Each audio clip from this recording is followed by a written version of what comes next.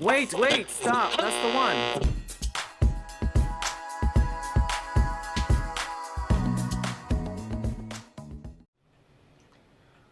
Welcome to ZEN TENN Speaks, a show where I make new friends and reconnect with old ones.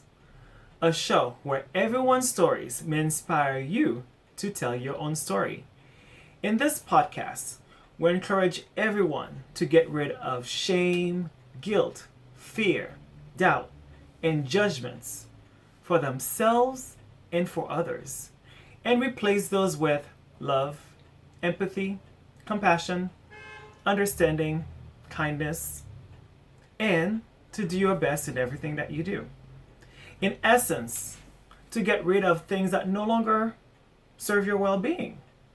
To be true to yourself and be honest with others. No need to be politically correct. That's out the window with 2020. Here, we tell the raw, uncensored story. Your story.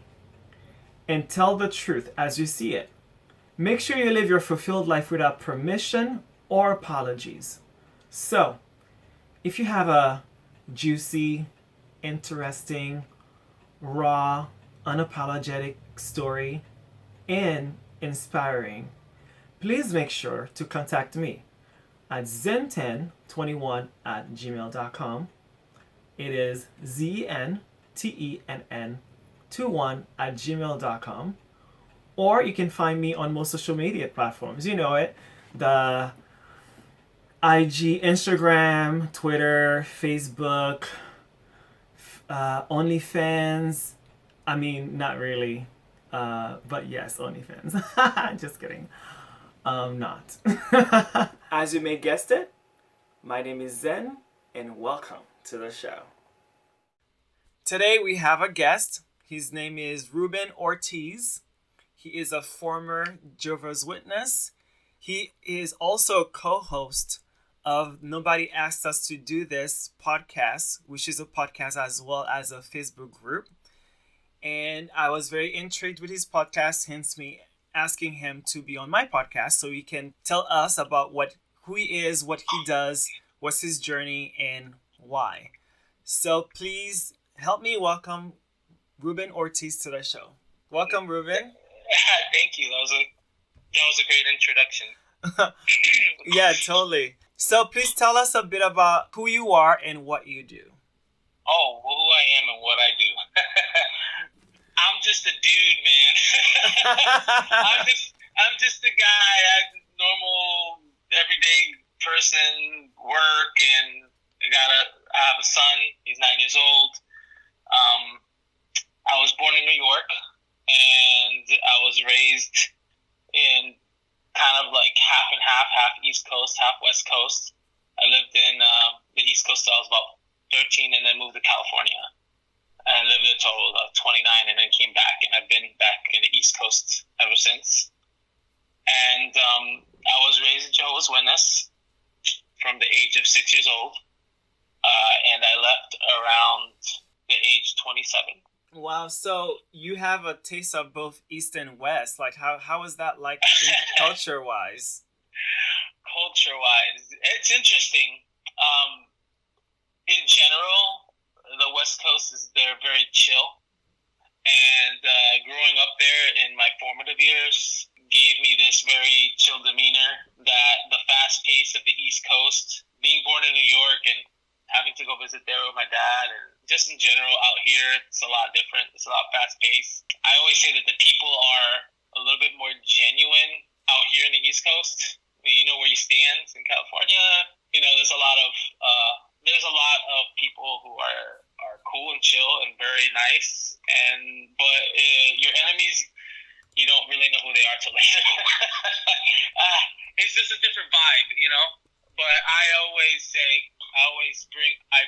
carry that California vibe, that chill vibe, everywhere I go in my life, because my favorite thing is to be a peaceful person, and that's what I strive for. That's awesome, and definitely I feel that vibe. And whenever I speak to you, I feel relaxed, and I feel welcome to talk to you. about anything. Thank you. And that's a great character to have. Like some people, some people, even in person or online, you feel hesitant and you're not sure where they stand or etc. But it feels very open, and I love the energy. Thank you. I appreciate that. Yeah, it's funny because it's funny that how we're perceived differently by different people. You know what I mean? Right.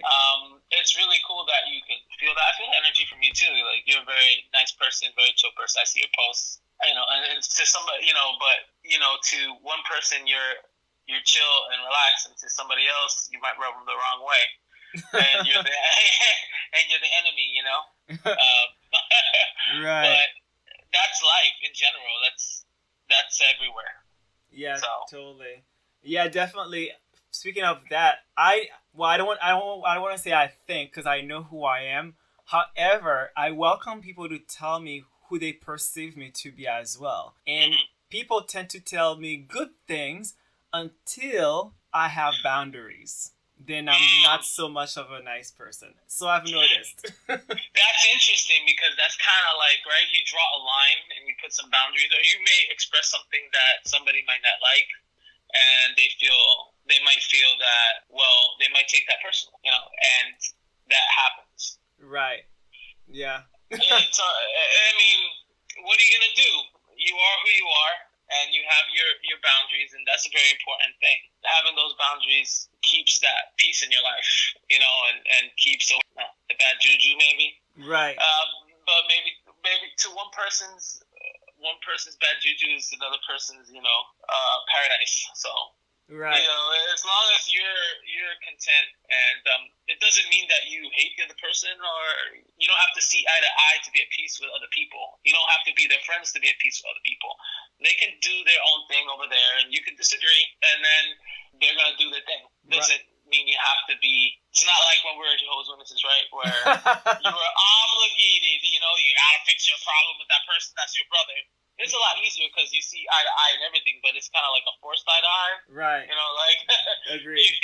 This is what you believe, so boundaries are all the same. Yeah. So it's an interesting challenge when you leave that organization, that mindset, where you have to go through this process of oh, wait a minute, I'm at the center of everything. And I've took that with me too. I've discovered maybe 5 years ago that I was codependent and a people pleaser. And so I tend to say, that's another topic, but I tend to say there are two kinds of people. I believe that 85% of people grow and the rest are able to change. And changing is not popular or easy as growing, because I can still feel all the old good or bad. I don't like to say bad stuff, but all the things that are no longer serving me right inside of me, but every day I have to work toward them to overcome them. Like a codependency, I don't want to call myself codependency anymore, but I would say I used to be that, and I'm growing every day. Because sometimes with a person or situation, it comes up and I have to remind myself to not go along with it or not. So that's the thing I think I've taken. I don't know if it was from being JW or not, but with the people pleasing, as you say, is something that I've carried on most of my life until 5 years ago. Wow. Yeah. Well, growth or change, or however you name it, is in life. And I'm certainly not the same person I was 10 years ago. I think I would say things and engage in back and forth that doesn't serve you anything. The one thing you learn is each person is going to do what they're going to do.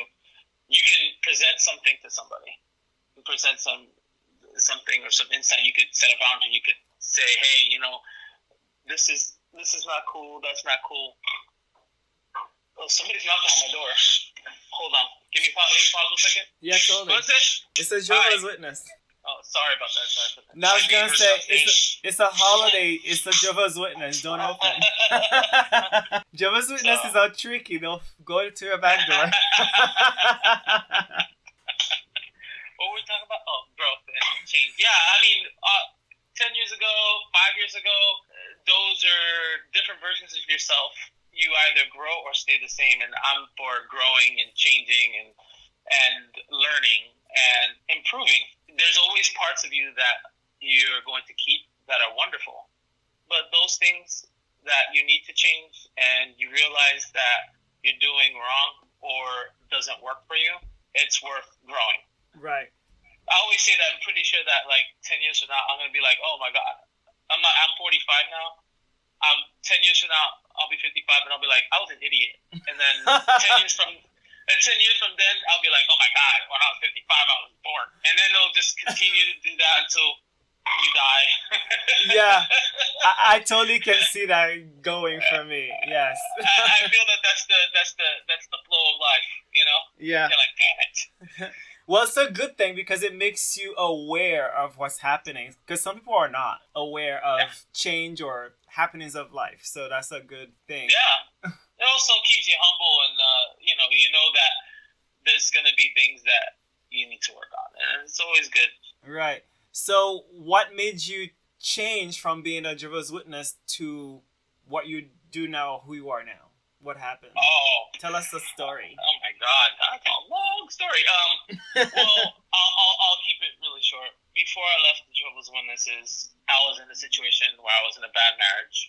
I was living in California, and I was always one of those Jehovah's Witnesses that were kind of like, in a sense, kind of popular, you know, with everybody. And I was a ministerial servant for a while. My ex-wife and I had a very bad marriage, which we did not get along. And of course, number one, we were young, 24, when I got married, and she was 19.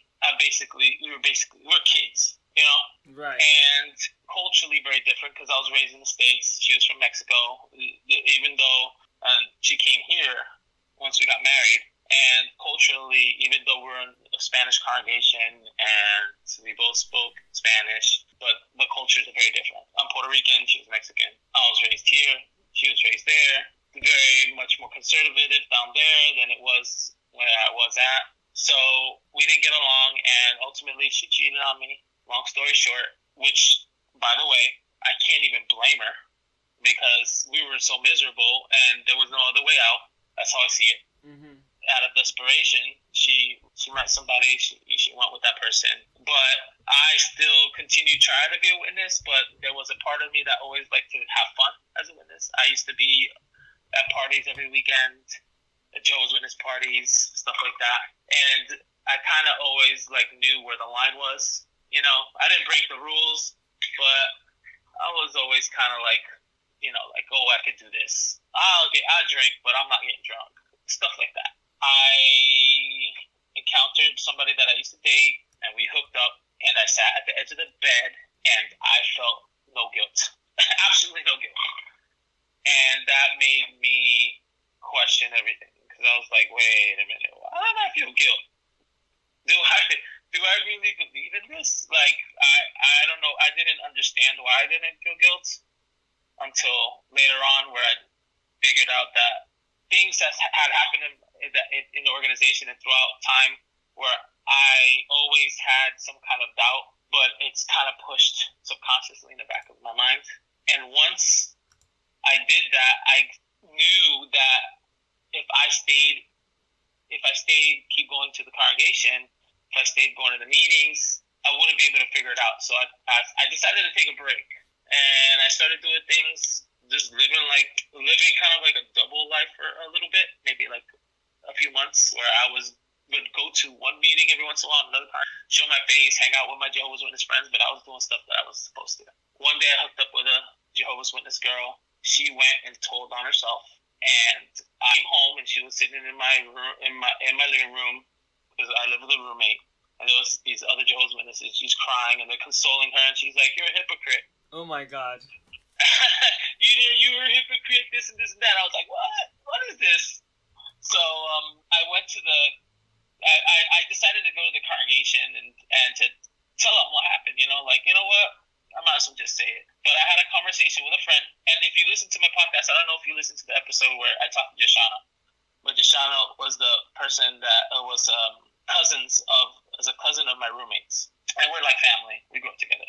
She's technically my fourth cousin, according to 23andMe. Anyway, so I was telling her about this whole stuff, and I was like, yeah, I don't know. I just felt, you know, I feel like a hypocrite. I really had my doubts it, so I might as well get through with it and just go tell them. Then she's like, why? The organization is like Big Brother. She was talking about the TV show.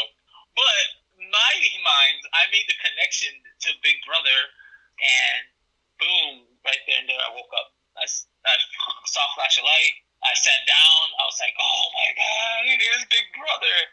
It's just like that. I knew. I've always, somewhere, I knew that, but it just took somebody to say it. Yeah. And from that moment on, it was done. I was never the same. It was waking up out of a trance and realizing, like, oh my God, I've been brainwashed this whole time, somewhat. So that is how I woke up. So would you say you were you zealous, or what's the percentage from 1 to 10 were you knee deep into being a Jehovah's Witness? Oh wow. It depends on my life. When I was a teenager, I think I was. My friends would joke and call me Bible Boy because I would like quote Watchtowers and stuff when we're dealing with stuff. I'm like, oh, we can't do that because the Watchtower, this and that.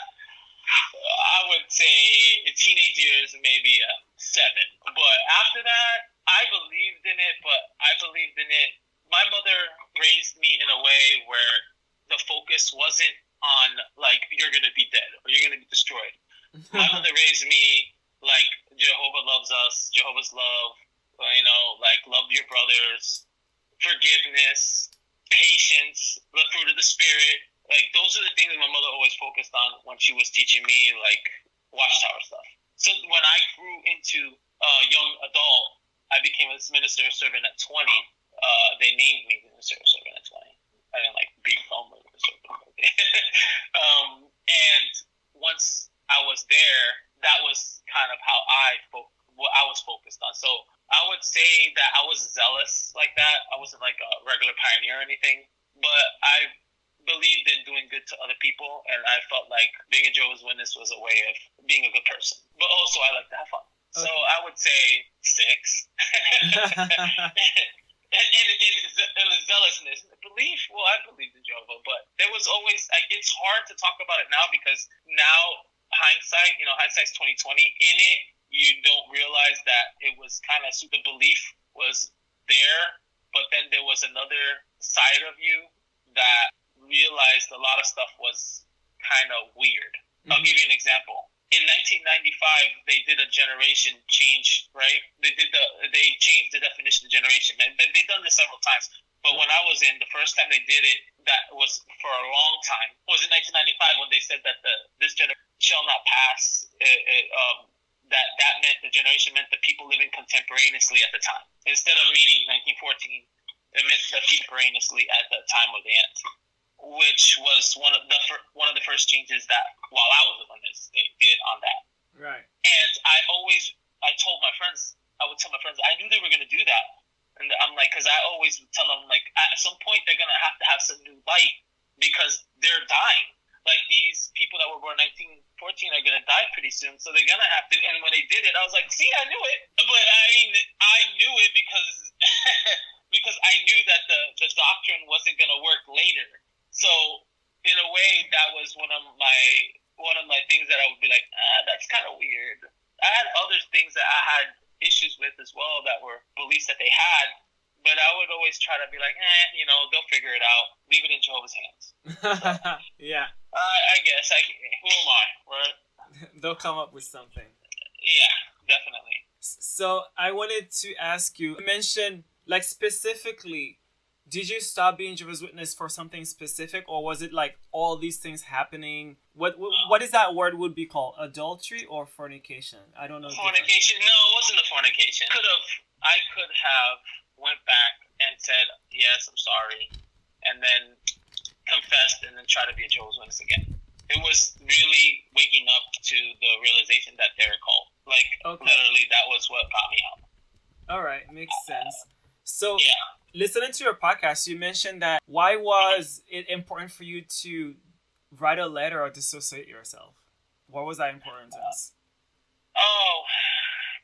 I didn't want to be counted as one of them, knowing that they're false, which is kind of like a weird word now because my worldview is so like gray. But they are a very controlling religion. So me realizing that I didn't want to be counted as one of them. I didn't want them to say we have so many publishers and me being in that number, or even being in the number of people that are. I just didn't want to be at Jehovah's Witnesses. This was before they announced my disassociation, before they had that they no longer Jehovah's Witness, right? But that was my whole thing. I didn't want to be considered a Jehovah's Witness. I wanted to make that clear to them. Kind of like, you can't fire me, I quit. Right, yeah. I also figured that doing that will make a statement. And so, and it's sure enough, later on, a few years later, I heard that my niece, who was a Jehovah's Witness at some point, she told me that there's a few people that had said me disassociating really kind of shook them up a bit. I feel that that's a good thing.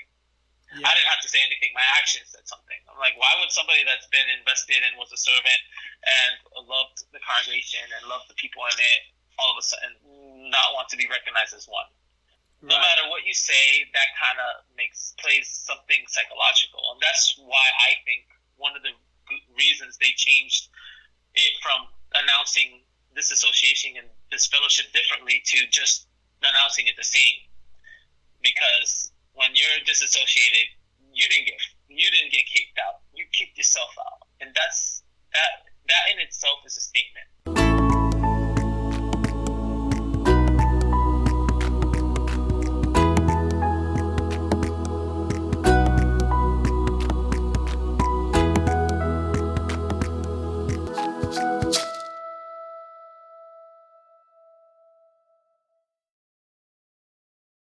Like, in one word or one sentence, like, what is so wrong about them that you would want to dissociate yourself beside them being a cult? Like, can they ever redeem themselves, you think, as a religion? As a religion? Truth. Are they actually the truth and they just make mistakes, or are they just like totally wrong? Oh, that's a loaded question. Okay, so you asked me that at the beginning when I dissociate. I'd be like, cult, and they are. But like when you are gone long enough, you realize that cults are everywhere. I mean, a government could be cult, like a following, any kind of following. A business are going to have the same mechanisms of control that religion does. There's pyramid schemes. There's all kinds of stuff that cult like. So can they redeem themselves? I know there are other cults that have done it. They've changed. They've recognized that they're wrong, and they completely changed and become more streamlined. And they no longer shun. They no longer act like that. They could if they wanted to, but they wouldn't. They would lose a lot of people, and I don't think it'd be as big. Which is to say a lot, because the Jehovah's Witnesses are a huge religion, but they wouldn't be as big as they are now. They're a huge cult, I'll tell you that. For a group that's considered a cult, they're huge. They would have to do a lot to change. They would have to recognize their errors. They would have to change the child abuse policies. They would have to change the shunning policies. They would just have to be like, oh, it's all about love and worship, and that's it. For them to be, for me, in my eyes, something that would be healthy for someone. Right. So why did you start the group Nobody Asked Us to Do This? And why is it nobody asked us to do this in specific term? Like, what does that mean?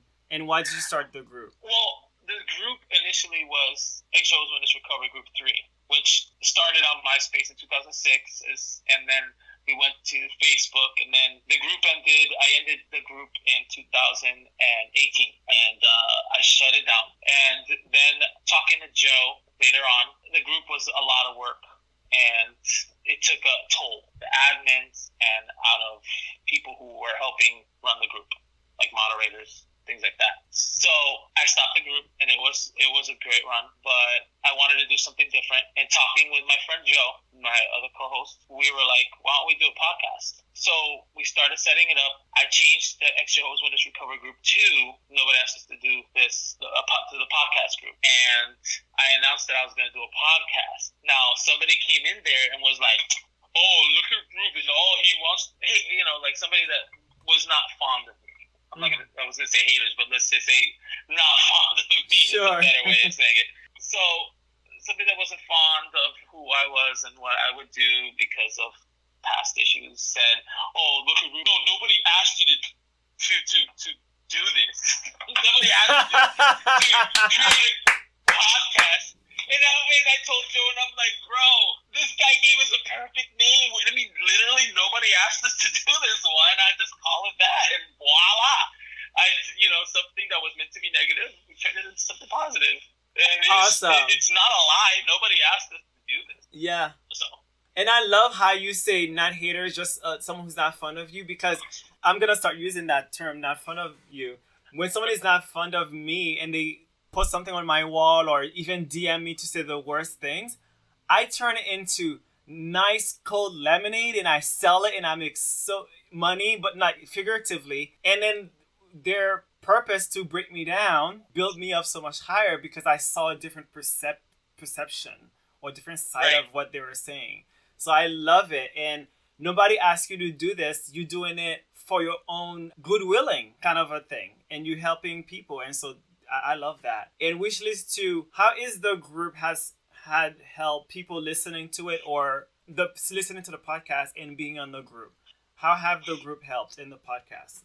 Has it helped? I think we use it I use it to promote the podcast. I think we get more engagement from, posting it. We do get engagement and listeners from there, but also we have an Instagram page, and we also we do some ads every once in a while. We have a fan page as well that we post it on, and we post it to different groups when we post a link to do episodes in different groups. So it does help.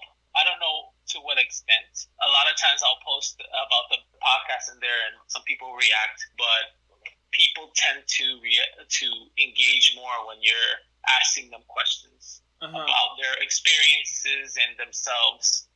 So it's basically a way to have people interact and say and share about themselves, but also, hey, we're here and listen to our podcast. But we do have, post some stuff every once in a while, but the focus is more on the podcast. Well, when I listen to it, their podcast is different, and yours is like, it's focused, but it's also different. All different. Each podcast has, it's hard to explain. It's like you have one, but then the topic is so big that it makes it curious to listen to the next, which I like that. Other people's podcast is focused on a topic, and every week is still the same topic. Eventually, you get bored, if I can say. Yeah, and I love those quiz too. It makes me like... We need to make the quiz again. I haven't done the quiz in a while. Well, I'm glad you noticed that, because one thing that Joe and I speak about, we want it to be like a conversation, number one. Like we're having right now, which is more interesting. Also, we want to show stories that are varied. You have a guest that was a ministerial servant and now is a woman, and we promoted that, and we're like, she was a ministerial servant, and you should have seen the people. What do you mean that's impossible? Listen to the podcast. That's not possible. Listen to the podcast. Right. Yeah. Listen to the podcast. He's transgender. Listen to the podcast. I didn't want to give it away, but some people were so adamant. I'm like, just go. I mean, it makes sense because you're still thinking in old Jehovah's Witness mind. Because when I listened to that podcast, I was shocked too, as if it's impossible to happen. But I should know it is possible. It is possible, right? And then also, we had the episode with Karama, growing up African American, and Jehovah's Witness. What was that like? There's so much that there's so many other stories now. What we like to show is that there's not just one type of, because if you look at a lot of the media, it's all focused on a lot of it, not all, but a lot of it's focused on the child abuse, which is not to say that that's not important focus, because that is super important, right. And that should be out there. But there's a lot of people talking about that. There's a lot of people talking about disfellowshipment. There's a lot of people talking about those big ones, those big, tragic, traumatic things. And yeah, we talk about the trauma that somebody went through as well. But also there's people that, me and Joe, where Joe was raised real strict, right? And he has communication with his parents still and his family. My dad wasn't a Jehovah's Witness. My mom is Jehovah's Witness. She'll talk to me if I talk to her, but it's not a lot. But there is some communication. So it's not everybody is going through the same exact experience. So we kind of want to showcase that. You know, nice. Look at what this person did. This person is completely shunned. We had Cliff Henderson on fifth, and his family completely shuns him. But he's doing something artistically and something that's very healing, and it's very healing to other people. But creating music so each story, we want to show the different shades of Jehovah's Witnesses, so that somebody can go on there and can relate. They can relate to that story more so than just because there's. Believe me, running a group for many years, you'll have people be like, well, that was not what happened to me. I wasn't abused as a child. My parents were great, were kind, and they were good, and I respect the Jehovah's Witnesses. There's people that have a completely different view of them because of the experience. They can't step outside of themselves and say, hey, there's a lot of different experiences. So if you give them a variety of experiences, it kind of like encompasses more people. Right. And the biggest thing we want to get across is you are not alone. Right. And that is the thing that I've learned over the years that helps people going through transitioning from being a Jehovah's Witness to not being a Jehovah's Witness, is the fact that they lose so much and they feel all alone, but they're really not. And their experiences may be different and varied, but ultimately we kind of get each other. Right, and those groups are very helpful. Although I do not engage in the beginning, I used to engage, and I've noticed a little funny. So I just read things and I tend to not comment anymore. But helped me in a way of seeing the different XJWs. Because funny thing, as you mentioned, with some people say, oh, it wasn't me, I didn't have that experience, etc. Me personally, of course, being Jehovah's Witness, I had a blinders like a horse. But my personal life, I would say it was a 10/10. Like, I was zealous, I believed in it, it was great. And so all these experiences that I've read online were shockers to me. The racism was shocking. The sexism was shocking, the this and that, and I'm glad I have an open mind to. I was shocked, but then validate people's experiences that weren't mine. And when my sisters tell me they were, not that I couldn't believe it, like telling them they're wrong, but it was just mind blowing because my experience was so different. So it's very important for people to understand that you may have an experience, but someone else's experiences, even in the same house, is very different than yours. Because I lived in a house where the elder my sisters, and I was in that house and I had no idea. So yeah, so anyone who's like either engaging or not, who are reading still, that could probably help them, because that's what it did for me, to see different aspect of things, even I don't engage in comments. I call those we used to call them in the groups, we used to call them the lurkers. Yeah, lurkers. Used to lurk, you know. Yeah. I wanted to ask you, what are the different types of XJW? You explained it on your podcast, and can you explain that to your... Because I never heard those before, and I'm like, which one am I? The PMO, the POMOs, oh God, those things. Yeah, physically in, mentally out. Physically out, mentally in. The physically in, mentally in. Those are Jehovah's Witnesses. There's so many different disfellowship people, not disfellowship people, disfellowship people that no longer believe, disfellowship people that believe. It's so many, so many.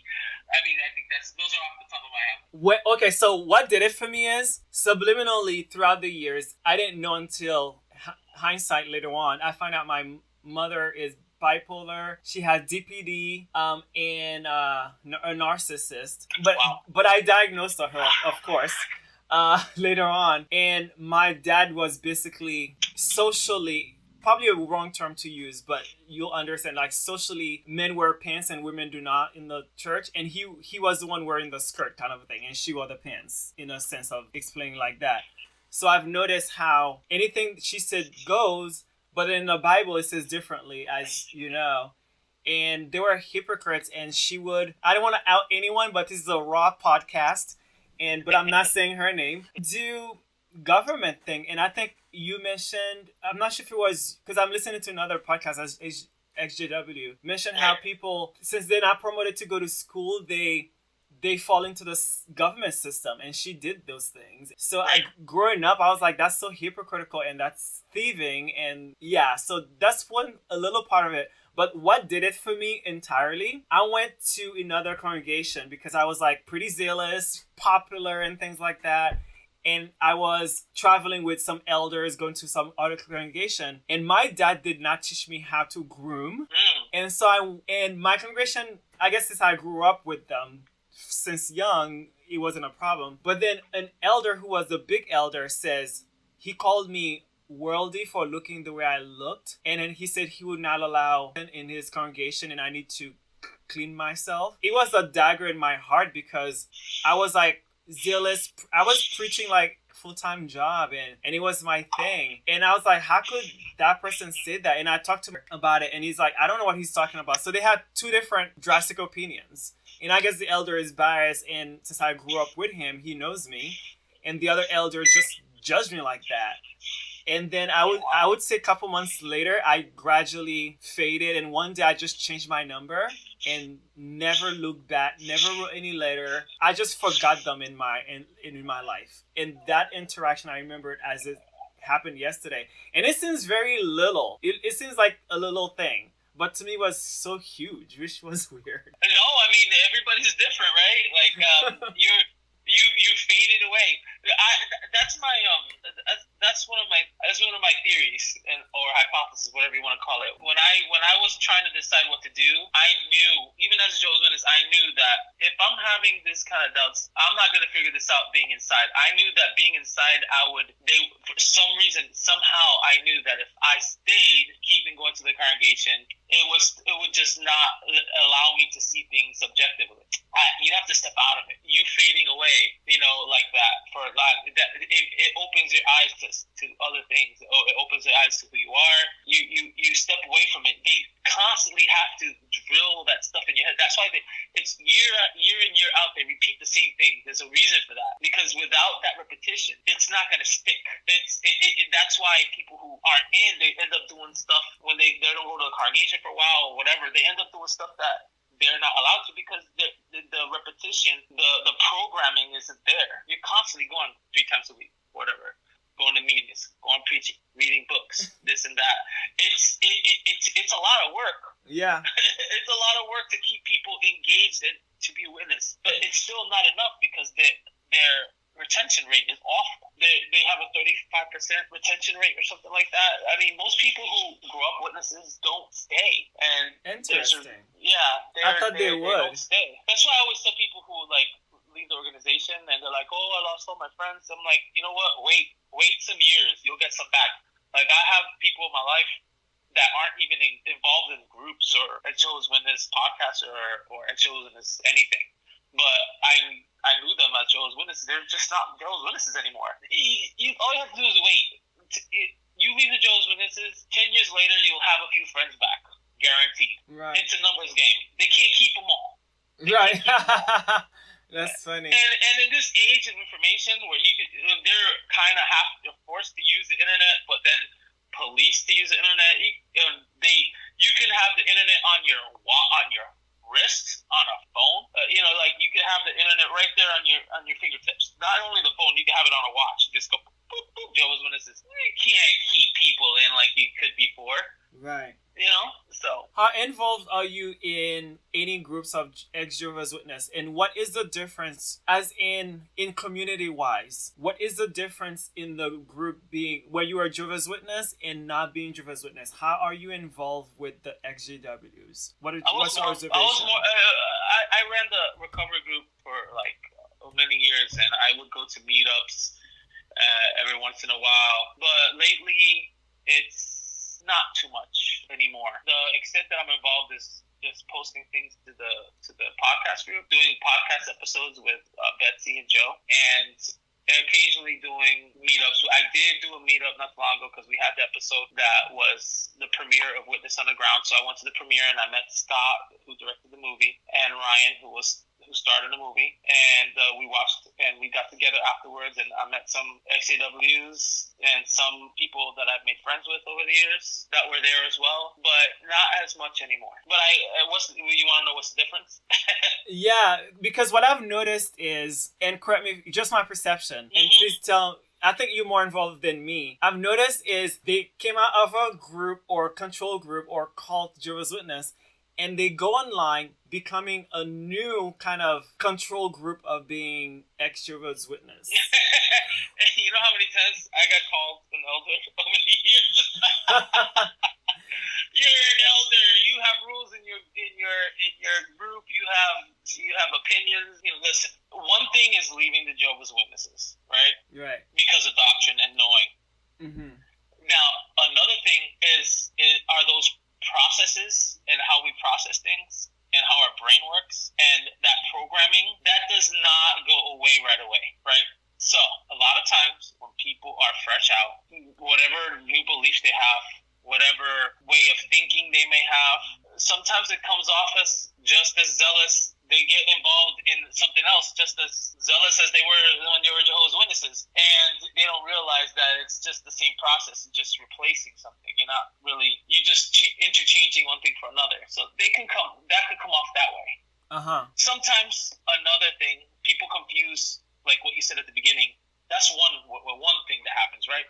Another thing that happens is that maybe the person has boundaries now, like you said at the beginning, and then you set those boundaries, and then they look at those boundaries as restrictive, or they look at those boundaries as, well, now you're trying to be like a Jehovah's Witness. So that's another thing that happens. They can't see the difference between a religion that's giving you parameters, assigning parameters to you, and someone having their own parameters and saying, hey, this is not okay. So that is another thing that happens. So there's how you perceive them could be like, oh, they haven't really changed. But sometimes they do change. But maybe they change and they have boundaries, but sometimes they don't change. You have to dig deeper to know what's going on, I guess. Right. That's just why I see it. Sometimes there's a lot of debates and fighting and yeah. You gotta understand, these people have been controlled their whole lives. So somebody coming in and saying, hey, this is not cool. Oh, who are you to tell me what to do? You know what I mean? Right. Who are you to tell me what to do? I can do whatever I want. I'm free.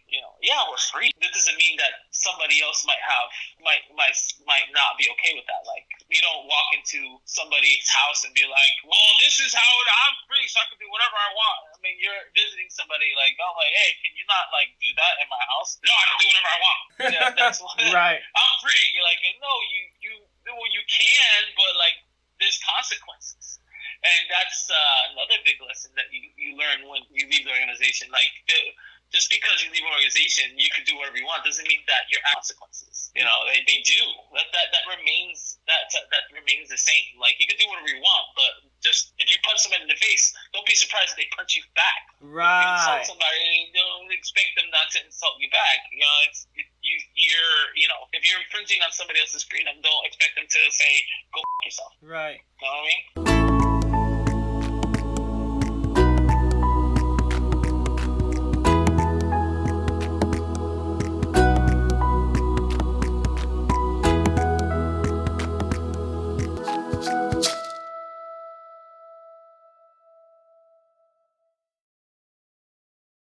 How connected are you with ex-JWs compared to when you were Jehovah's Witness? Is it stronger, or do you feel more at home being ex-JW and have ex-JW friends, or do you feel more at home when you were a Jehovah's Witness? More at home, like as in friendship-wise.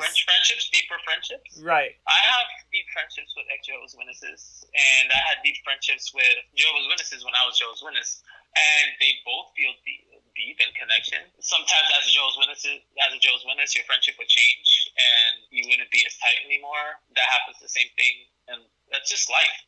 Mm-hmm. The only difference is that you can lose a friend for a decision you make to not comply with the religion. Mm-hmm. Once you make that decision, then that friendship is over. Right. So it's conditional. Now, some people are like, oh, I enjoy unconditional friendships and love. I don't believe that. I personally don't think any relationship is unconditional. If you have a kid and he becomes an evil dictator and kills people, like, you can't be like, my love for my son is unconditional. Like, there's how big the conditions are. How would I say that? The conditions slippery and so little as a belief. You know what I mean? You're shunning your child for having a belief, but they're still a good person. That's fucked up, right?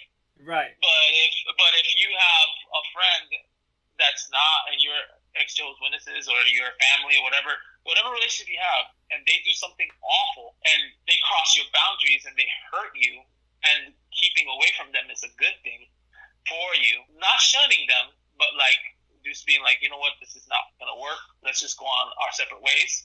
That's healthy boundary setting. That's different. Right. The whole Jehovah's Witness thing isn't healthy boundary setting. It's a form of control. So that's the main big difference between the two. And I'm pretty sure that some people will say, oh, if my kid became a dictator and killed a bunch of people, it's still unconditional love. Probably. You know? maybe that's right. But in general, right? Right. In addition to other people, there's gonna be boundaries. The boundaries set by us are not healthy boundaries. They're control tactics. And so they're meant to hurt you so you can comply, and that's not cool. So that's the main difference. But do I feel close to my ex-Jehovah's Witness friends? Certainly. Like some of my best friends are ex-Jehovah's Witnesses. Right. You know, I have Betsy, who's one of my best friends. I have Joe, who's one of my best friends, and both of them I consider my best friends. And I also have a friend, Carlos, who's like a brother to me. I have a friend that I grew up with who is not involved in any Jehovah's Witness stuff. It just happens that he left. He faded. I'm close to him. I have another friend that's the same way. And then I have people that have never been affiliated that I'm close with as well. I have a bunch of family that's never been Jehovah's Witness. I have nephews and nieces that never been Jehovah's Witnesses. I love them to death. It's a good thing. That's great. Look, seems like you have a big entourage. Funny thing, quick story. What is I'm gonna do a solo podcast about this, is how I still keep, and that's a question I'm gonna ask you later. I still keep a lot of Jehovah's Witnesses. I don't know if I should call it principles. Some of them are, we're taught to only make Jehovah's Witnesses friends and not worldly people. So when I got out, it was hard for me to make friends. And when I did, I was me. But I made fun of, and people did not accept me. So what did I do? I became someone else to be liked.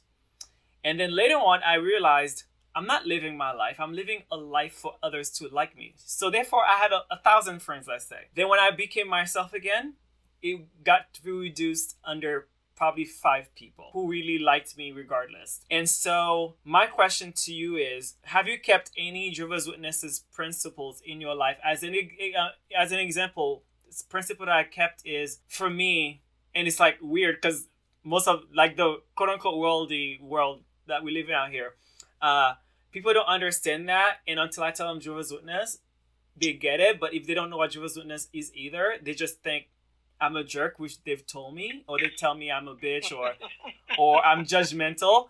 I do not do any substance, and people don't understand that. So question is, what are principles that you learned from being Jehovah's Witness that you kept in your life till this day that works for you? I'm just gonna say, number one, that substance thing. No. Yeah. You're missing out. You're missing out, bro. Nah, I'm listening. You're missing out, man. Are you kidding me? But that's cool. Hey, man, to each their own. So this is the way I see it. I feel like the principles that I've kept, they're not only things that the Jehovah's Witnesses teach, because there are lessons that my mother took from the Bible, right, that would teach me with those lessons. So I'll give you an example. When I was a kid, a little kid, like 12 years old or 11, I would be very impatient for things. Like, oh, patience. And my mom was like, Ruben, what's the fruit of the Spirit? And then she'd be like, love. And then she'd name them off. And then when she gets to great, she would say in Spanish, gran paciencia, which is great patience. Or yeah, I know what you mean. What's the term? There's a term for it in English. I forget. I knew it. My mom dropped it. Long suffering. Long suffering. Thank you. So in Spanish, long suffering is translated in great patience. Right. So she would name them off, and then she'd be like, "Great patience," and she would drill that into my head. So like growing up, when I would encounter stuff, I would be like, "All right, like practice this patience thing." So I'll be in the doctor's office. I'm like 20, and I'm like, "Patience, just it's all good. You can wait for this. There's no hurry." So that's not exclusive to the Jehovah's Witnesses, right? But I just so happened to learn that because that's a lesson that they extracted from a very ancient book that has both good and bad things, quote unquote, good and bad things, so harmful and not harmful things in it. This, just like any other book that is a religious text or something that's philosophical, you can get something from it. So I don't credit Jehovah's Witnesses. I credit my mother for extracting the kindness out of the lessons of the Jehovah's Witnesses and try to teach me those kind things. And that's probably one of the reasons why I stayed in as long as I did, because that was my focus, not the fear, not the Armageddon, but the doing good to others and being kind to others. I like that stuff. Actually, one of the first public talks that I gave, they give you the outlines to pick, and I picked I think 2 or 3 of them, and they all had to do with the same subject. I don't want to talk about preaching. I don't want to talk about Armageddon. I want to talk about like our relationships with our brothers, because I felt like those were the things that I like to talk about. So awesome. That's great. And I call myself a great patient person because I've had roommates. Currently, I have 4 people, and 5 included me. And I've had living with housemates for the longest time. And I often call them my greatest teachers. And I'll first say, thank you, you're my teacher. And people don't understand that. They're thinking teacher means you go in school. But for me, they are helping me growing a lot. Because living with people who are strangers, or even with a partner, is very, if you're humble, they're your teacher. And that takes a lot of patience. And it's for your own good too, because you can navigate in life more calmly.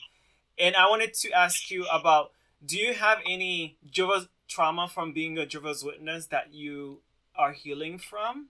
Or how are you healing from it, if any? Trauma from being Jehovah's Witness. There was not trauma. I wouldn't call it trauma because nothing really awful happened. I mean, the things that happened to me as Jehovah's Witness could have happened to somebody else in another religion. You know what I mean? Mm-hmm. The shunning really the only thing I lost from the shunning was people that I cared about, but they weren't really family. So I'm very lucky in that sense. I mean, it did hurt. And there was loss. I think the quote unquote trauma is more of the mentality, some of the things that I wouldn't say it's trauma. I think it's more of little things that are mindsets that you have, or ways of thinking about certain things that come from not only the Jehovah's Witnesses but from society. You know, like that you have to unlearn, and then you have to go back and learn again and change. So that would be my answer to that. Totally makes sense. So how would the audience reach out to you, or are you open for people to reach out to the group? Nobody asked us to do this, either to your podcast or to the group. How can someone reach out to you? Oh, they could go to the fan page and text us there. They could go to the group and not the group because we post, but they could message me. I'm always open to message. People message me on Instagram. People on our page there. People message me on fan page as well. Yeah, we're always welcome to messages. Actually, I got one this morning from somebody on the Instagram page, and it was very nice. Do you want to hear it? Oh, definitely, yes. And every once in a while you get a message like this, and you're like, oh, okay. And I'm pretty sure once you start getting more episodes, you're going to get the same thing, because people appreciate when they're not feeling alone. I have a message from a young man who says, hey, just want to say thanks for doing the Nobody Asked Me to Do This podcast. Has been a huge help. And then I answered him, and he said, I only just started listening last week, but it has been so helpful in my transition. I have been a JW for quite a while now. There has always been juice from that. Finding others that have experienced the same thing has been amazing. Keep it up, man. You guys know that has helped so many. Great. Wow. So when you get messages like that, you're like, okay, this is the reason why we're doing it, right? Right. This is the reason why. Because we want to. I'm not out there to change somebody's mind, because one thing you learn is that you don't change nobody's mind.